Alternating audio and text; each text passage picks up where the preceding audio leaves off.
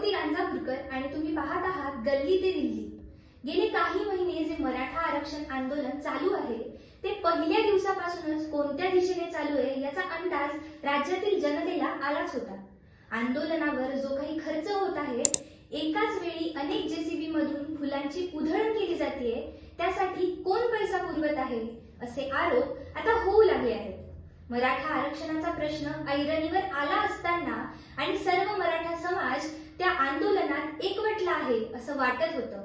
मराठा समाजाचं नेतेपद मिळालेले किंवा ते नेतेपद आपल्याकडे हिसकावून घेतलेले मनोज जरांगे ज्या काही मागण्या करत होते त्यातील कायद्याच्या चौकटीत बसणाऱ्या आणि सरकारच्या अधिकारात असणाऱ्या बहुतेक मागण्या मान्यही झाल्या।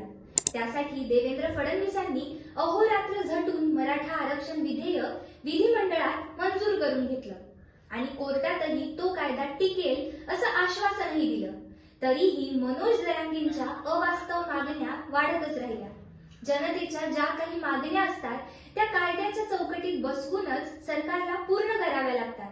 हेच जरांगे विसरले की त्यांना कळतच नाही असा प्रश्न आता जनतेकडून विचारला जाऊ लागलाय। आजपर्यंत देशाने आणि राज्याने अनेक आंदोलनं पाहिली, परंतु मराठा आरक्षण आंदोलनात जी शिवराळ भाषा वापरली गेली, नेत्यांना आणि मंत्र्यांना एकेरी भाषेत बोललं जातंय, समाजामध्ये जाती जातींमध्ये फूट पाडायचा प्रयत्न होतोय, असं कोणत्याही आंदोलनात झालेलं आज तागायत तरी पाहिलं नाही।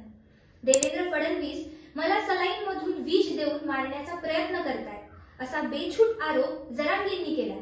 देवेंद्र फडणवीस म्हणजे हिंदी चित्रपटातील खलनायक आहेत असं जरांगेंना वाटतंय का, असा प्रश्न आता राज्यातील जनताच विचारू लागली। महाराष्ट्र राज्याच्या स्थापनेपासून आजपर्यंत जे मराठा आणि इतर समाजाचे मुख्यमंत्री झाले त्यापैकी कोणीही मराठा समाजाला आरक्षण देण्याचा प्रयत्न केला नाही, परंतु देवेंद्र फडणवीसांनी सत्तेवर येताच मराठा समाजाला आरक्षण तर दिलंच, शिवाय उच्च न्यायालयात टिकूनही दाखवलं, परंतु सुप्रीम कोर्टात ते टिकलं नाही।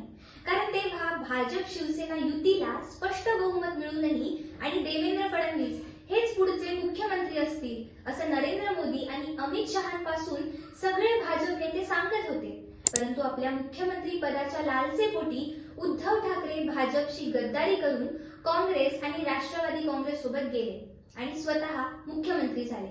2.5 वर्षात घरात बसून त्यांनी जो बेजबाबदार कारभार केला, त्यात ज्या अनेक विषयांचा बोजवारा झाला त्यात मराठा आरक्षण कायदाही होता, अशी भावना त्यावेळी सर्वत्र निर्माण झाली होती। या आंदोलनावर जो काही खर्च होत आहे ते पाहता या आंदोलनाला कुणाचा तरी राजकीय वरदहस्त आहे हे लपून राहिलं नाही।